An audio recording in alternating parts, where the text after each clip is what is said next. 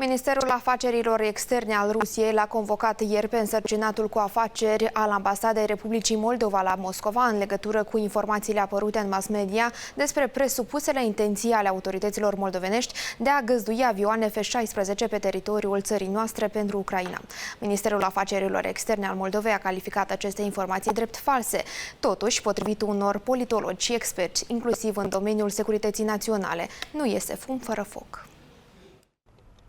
Ca răspuns la întrebările Moldovei cu privire la informațiile apărute despre posibila amplasare pe teritoriul Republicii Moldova a avioanelor de luptă occidentale furnizate Ucrainei, Ministerul Afacerilor Externe al Moldovei a reiterat statutul de neutralitate. MAIE constată că Ministerul de Externe rus cu regret se informează din știrile false din mediul online. Așadar, Republica Moldova nu găzduiește și nu va găzdui arme și echipament militar, inclusiv avioane destinate Ucrainei. Republica Moldova este un stat neutru și instituțiile ei vor respecta în continuare principiul neutralității. În acest context, MAIE reamintește că singura țară care menține ilegal trupe și munții pe teritoriul Republicii Moldova fără acordul autorităților este Federația Rusă.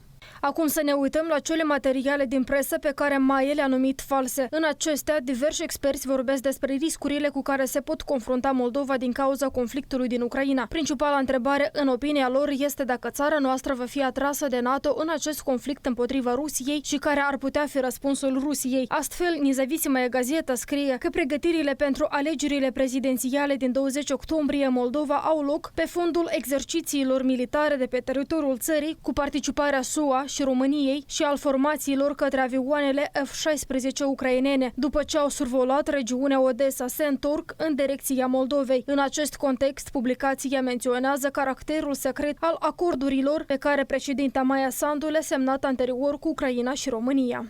De la baza Mihail Cogălnicianu din România, avioanele F-16 pot decola pentru a lupta cu trupele rusești. Apare întrebarea dacă se întâmplă așa, vor traversa avioanele NATO spațiul aerian al Moldovei și Transnistriei. Iar dacă începe o invazie terestră a occidentalilor, în sudul Ucrainei vor ocoli teritoriile Moldovei și Transnistriei sau vor trece prin ele. Pericolul este mare. Pe de altă parte, analistul militar independent Drago Bosnici este de părere că Chișinăul vrea cel mai puțin să lupte cu rușii.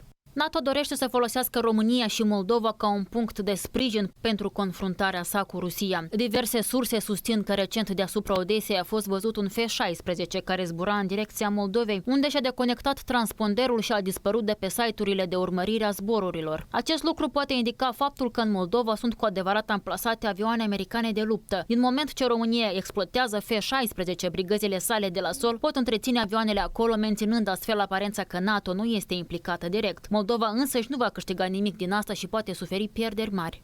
Aici este toată problema, spune fostul ministru al Securității Naționale Anatol Plugaru. În ciuda tuturor discuțiilor despre neutralitate, acțiunile conducerii Moldovei și deciziile acesteia îi provoacă îngrijorare. Este целый ряд признаков, este uimă, simptomov. Există o serie de semne, 10 de semne că Moldova se pregătește împreună cu forțele NATO, în special pe baza acordurilor secrete cu francezii, cu românii, să lovească forțele armate ale Federației Ruse de pe teritoriul moldovenesc. К нанесению удара по вооруженным силам Российской Федерации с молдавской территории. Pentru a detensiona situația, spune fostul ministru Maia Sandu, în calitate de șef de stat, ar trebui să facă ceea ce așteaptă poporul de la ea, să se adreseze deschis cetățenilor Moldovei cu un mesaj în care să confirme că autoritățile nu încalcă statutul de neutralitate al țării prin acțiunile lor și nu intenționează să sprijine nicio parte în conflictul dintre Rusia și Ucraina. Dar în opinia politologului Valeriu Ostaleb, situația din regiune va evolua exact așa cum îi va spune NATO Chișinăului.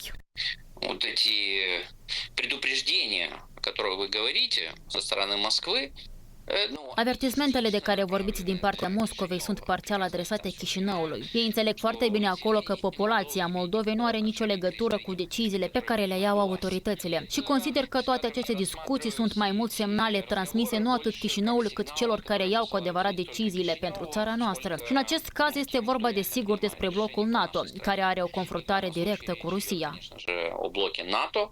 у которого прямое противостояние с Россией. În același timp, politologul a tras atenția asupra faptului că cetățenii Moldovei sunt categoric împotriva militarizării țării și a participării la orice conflicte militare. Cu toate acestea, spune Ostale, partenerii externi desfășoară o politică diametral opusă în țara noastră.